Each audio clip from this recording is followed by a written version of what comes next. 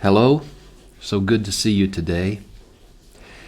In Luke 23 and verse 33, the scriptures tell us, when they came to the place called the skull, they crucified him there along with the criminals, one on his right, the other on his left. I just preached a series called Jesus, My Friend.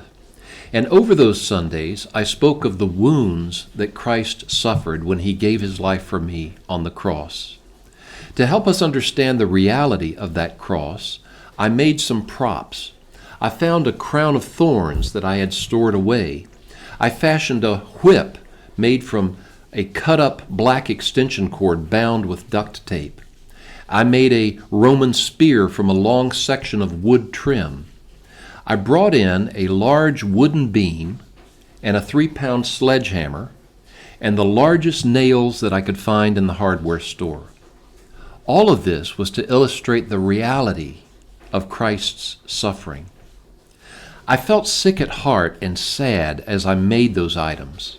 It showed me the inhumanity that we are capable of, using our God-given creativity to perversely fashion tools to cause other people maximum suffering and death. As I used my hands and my experience with tools to materially make what I pictured in my mind, I realized what I was capable of. Were I in Jerusalem that day, I would most likely have been part of that majority mob shouting out, "Crucify him, crucify him." Luke 23, verse 21.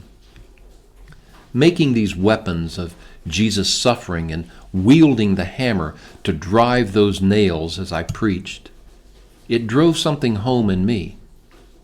When I see the crown of thorns that pressed on his head, the whip that tore his back, the nails that pierced his hands and feet, and the spear that wounded his side, it becomes real. And that reality shows how much love he has, that he would go through that for me. It makes my sin look much less attractive when I see what it cost him. It makes me stronger in my temptations to know that God has lovingly given me a better alternative. It ends my one-upmanship, caring about pecking order and who is superior to who. The ground is level at the foot of the cross. It's the only solid ground where I can stand.